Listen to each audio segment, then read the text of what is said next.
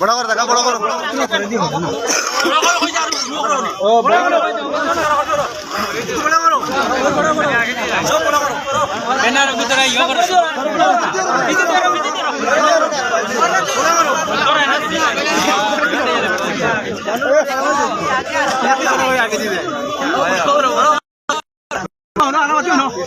হাইলাকান্দিবাসী জনগণ, আজকে আমরা আশা করেছিলাম যে হাইলাকান্দিতে পঞ্চায়েতের যে ডিলিমিটেশন হবে এটা নিয়ে আমাদের আন্দোলনের কোনো প্রয়োজন থাকবে না। আমাদের ভরসা ছিল হাইলাকান্দির যে ডিলিমিটেশন যেটা কমিটি বানানো দেওয়া হয়েছে, এখানে চেয়ারম্যান আমাদের হাইলাকান্দির ডিস্ট্রিক্ট কমিশনার স্যার আছেন, আমাদের জেলা পরিষদের সিও স্যার আছেন, আমাদের এডিসি স্যার আছেন, ইলেকশন অফিসার স্যার আছেন।